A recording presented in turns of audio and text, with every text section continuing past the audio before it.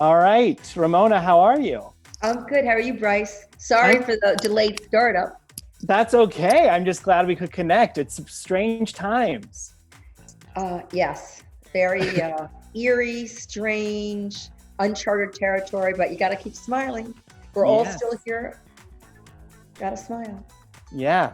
So we're calling these our quarantine confessionals or quarantine diaries, just checking in on everybody. So Okay. where have you hunkered down? You're not in New York, right? No, Mario very graciously offered for Avery and I to come spend some time here because my doctor thought, Dr. Shea, Dr. Shea, he thought it would be very good for my health since I have a lowered immune system to be by the ocean because Mario's right on the ocean. So I see the ocean, I feel the breeze. He has a beautiful balcony. So I've been isolating here for 10 days now. You're down in Florida, right? Yeah, in Boca. So what's it like having the kind of the family back together? You, Mario, and Avery all together. That's kind of wild. It is wild. Listen, we have a lot of history together. Avery said it's like nice to have the band back together again. And, listen, Mario's been very gracious. He's been very respectful of my immune system and being very careful not to go to the store, go to the drugstore. He goes to the drive-through. I get all the groceries delivered because my immune system is impaired. I have to be in isolation or self-quarantine, whatever you want to call it. And the thing that we do together every night is we make dinner. So the first 2 nights, Mario made delicious dinners for us. And then I made some and Avery made some. And I'm not sure who's going to be cooking tonight. And then after dinner around 9:30, we watched 1 or 2 episodes. We chose Game of Thrones to watch collectively because there's so many episodes and so many seasons. So we do that. And then the day starts again with Mario making a nice shake. He makes these really good shakes that Avery, whenever she comes to Florida, she's like, oh, Mom, Dad, those shakes he makes. He wakes me up in the morning with these protein shakes. I'm like, what's for the shake? I mean, how good can they be? Well, let me tell you, Mario makes the best protein shakes you've ever had in your life. He combines like fresh spinach with celery and apple and banana and berries, and it's so good. So we all start off our day with his protein shake. Does Mario live there full time, or is this his vacation place? No, he lives here full time. Wow. Okay. Does it kind of, are you having flashbacks to old times, being back together, having family dinner, or is it completely different? Well, you know what? Because Mario's been on his own now for so long, it's kind of nice because he really, I never knew him to be such a great cook to make so many different dishes, and he's really good. So he's really good in the kitchen, and he's a real neat fanatic. God forbid we leave any fingerprints on his Sub-Zero. He's like, I don't like prints. You got to wipe them off. Oh yeah, everything has to be like fastidiously clean. Like beyond, like you just moved in clean. Wow. I mean, it's nice. I was saying there's worse, I guess, habits to have. Yeah. But it looks like you guys have a nice setup. I've been watching your and Avery's workouts on Instagram. Yeah. She's out for a walk right now. Normally, if I wasn't speaking to you, I'd be doing a nice 4-mile walk with her. Do you have a whole routine down? No, actually, and I think in this time, people need to have routines. I think it's really important to wake up in the morning and take a shower.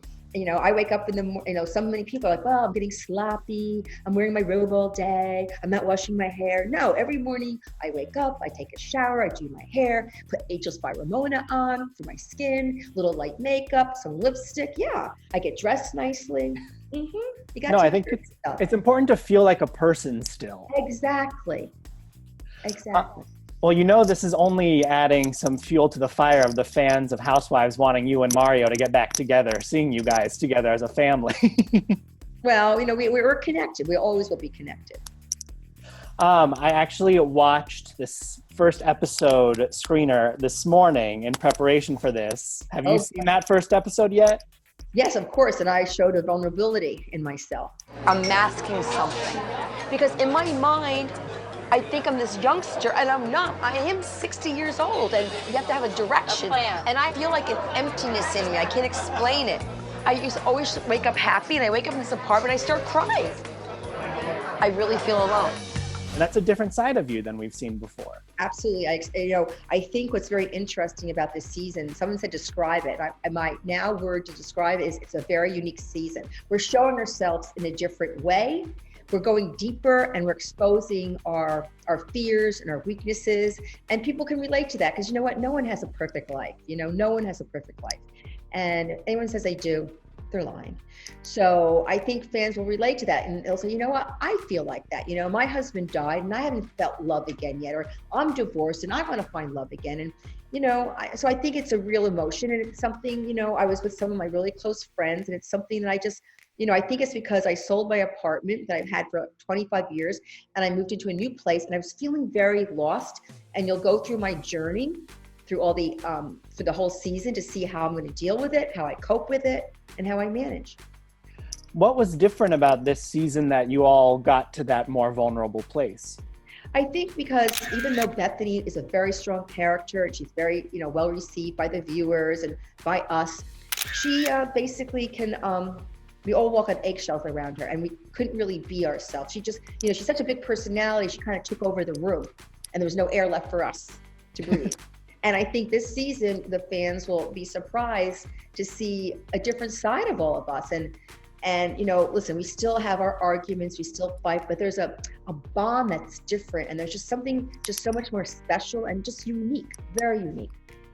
Yeah, I actually spoke with Bethenny in all this because, you know, she's doing a lot of work with Be Strong. And I asked her what it feels like to have a season of Housewives coming out that she's not on. And her line was, "That's somebody I used to know." And I want to get your reaction to that. Well, it's not, I don't know if that's true, because when we were filming, she'd be calling all the time, like, what's going on? What's going on? What are you doing? What's going on? What's going on? It's like she'd be calling us nonstop to find out the dirt on our group trip. So I don't know, you know, FOMO, fear of missing out, I guess, which I can understand. When you're so part of something for so long, you know, it's hard to disconnect. But we got a new girl in the group, Yes, Leah McSweeney. How do you feel about Leah? She has a roller coaster of a personality, which you'll see. I think you can even tell from some of the clips. I kind of looked at her and took her on as my daughter. So yeah, so I definitely hold her to another standard. So I was a little tough on her because, you know what, I want better from her.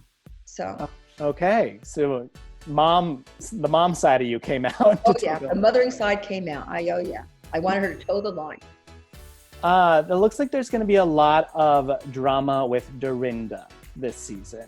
Something is really bothering Dorinda. I've sat and supported you my whole life.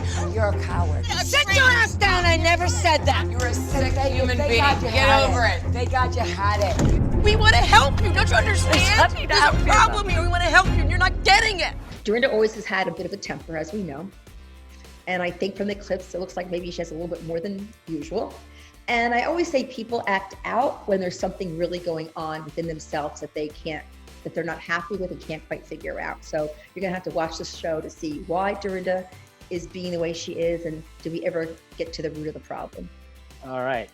That'll be interesting to see, because in the trailer, it looks like you're trying to confront her about it or about something, and she's just not willing to listen or talk about it. You'll have to watch. Yeah, Dorinda was definitely a different personality from past seasons. She definitely would fly off the handle very readily at everyone. And it was very difficult to deal with that, because you know what, we all love her. We only want the best for her. And I love Dorinda.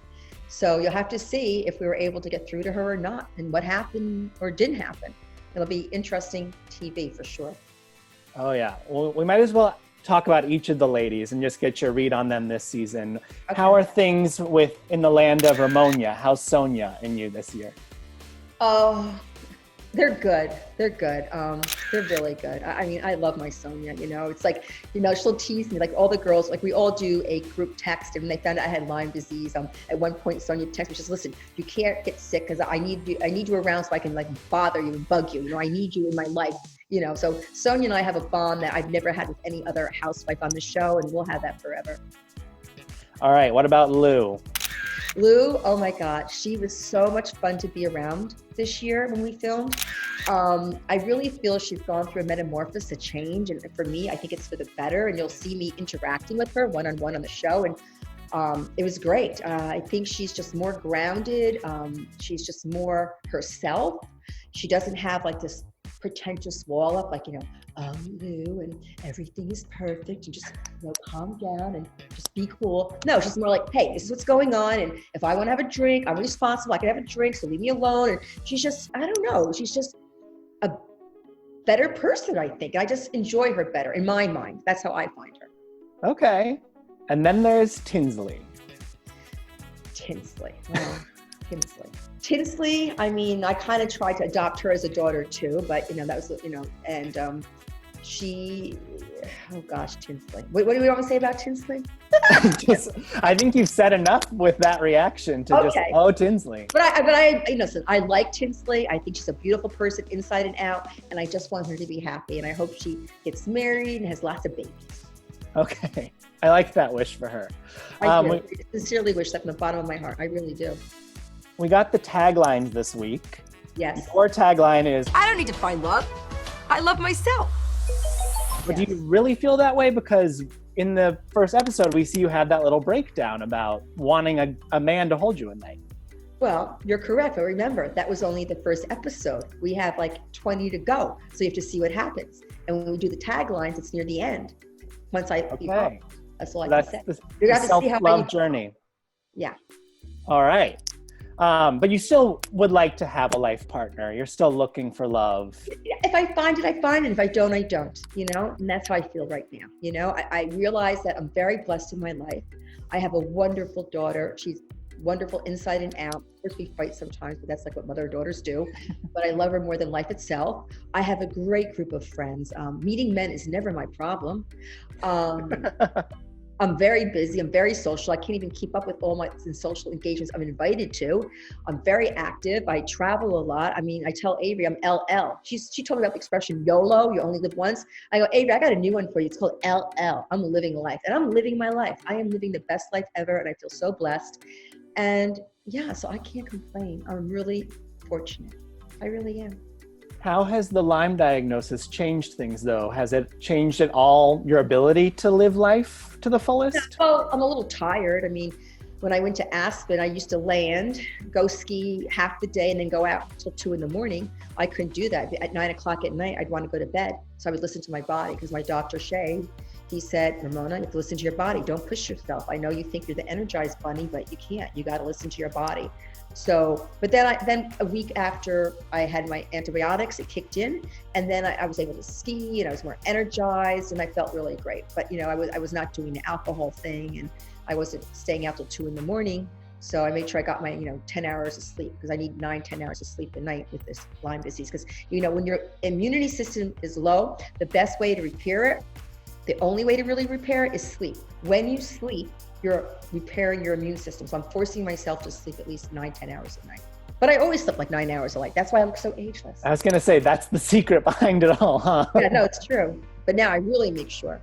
And the irony is, I spoke at Global Lyme Alliance 2 years ago, and Yolanda also spoke. And I gave a speech, and I thought it was very important when I said, anyone out there could have Lyme disease at any time. It could be you, or you. And guess what? Now it's me. You were actually one of the first people I saw being very, I guess the word might be like hard on social media, like self-isolate, stay indoors in this moment in time, because it's the only way we can fight this. Right. Isn't short-term it worth it? Feeling a little bit of pain for the greater gain? That's my opinion. Hey, I think there's no better message to leave it on. I'm asking everybody when we're doing this, because if we were in the studio, we'd get a selfie together, a picture. Right. So I'm taking a selfie with everybody in this weird new computer life. So here we go.